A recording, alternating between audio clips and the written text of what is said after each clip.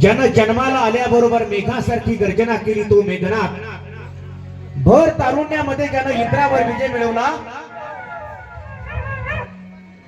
तो इंद्रजीत आता रावणाचा मुलगा राम प्रभूंबरोबर युद्धाला आलाय।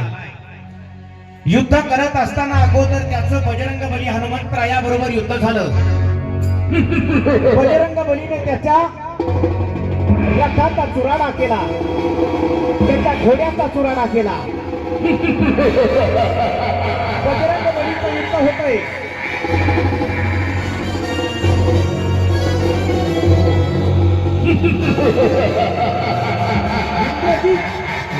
बजरंग बलीवर थांबून जातोय। बजरंग बलीने इंद्रजिताच्या पाठीमध्ये गदा प्रहार केलेला आहे। इंद्रजित घाबरला, अरे या बजरंग बलीच्या हातून मला मरण येईल, हा बजरंग बली मला सोडणार नाही।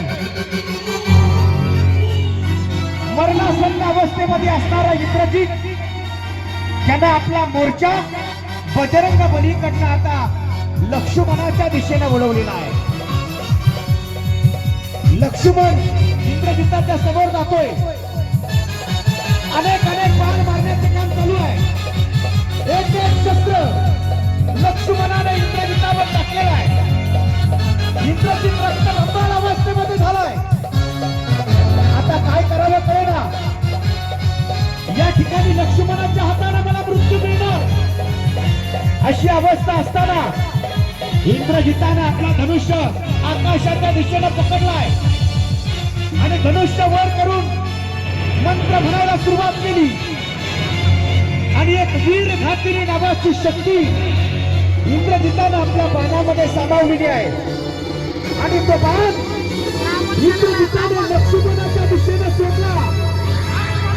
बाण लागल्याबरोबर लक्ष्मण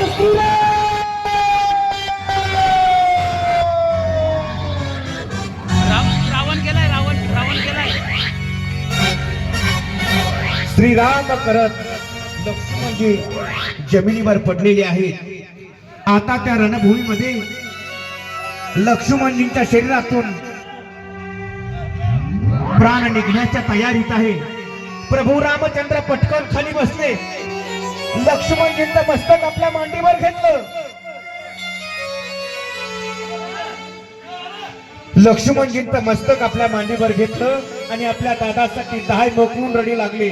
लक्ष्मणा, लक्ष्मणा नेत्र उघड लक्ष्मणा, अरे हा राम तुझ्याशिवाय नाही जगू शकत लक्ष्मणा।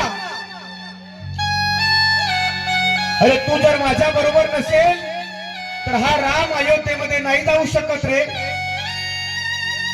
जवळ असणारे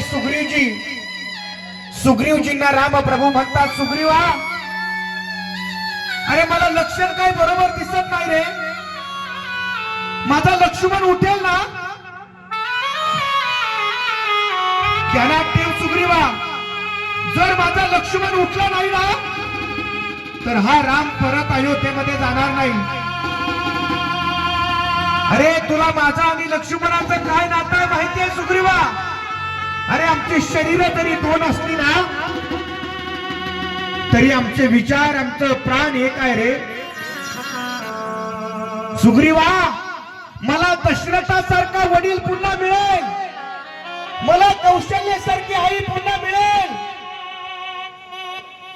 मला सीतेसारखी पत्नी पुन्हा मिळेल रे, पण मला लक्ष्मणासारखा भाऊ पुन्हा कधी मिळणार नाही। अरे जो 14 वर्ष माझ्यासाठी झोपला नाही त्याला इथं असं मरणासन्न अवस्थेमध्ये टाकून मी अयोध्येमध्ये कसा जाऊ रे? अरे मी जर अयोध्येत गेलो तर भरत माझ्या स्वागतासाठी तयार असेल, शत्रुघ्न माझ्या स्वागतासाठी तयार असेल,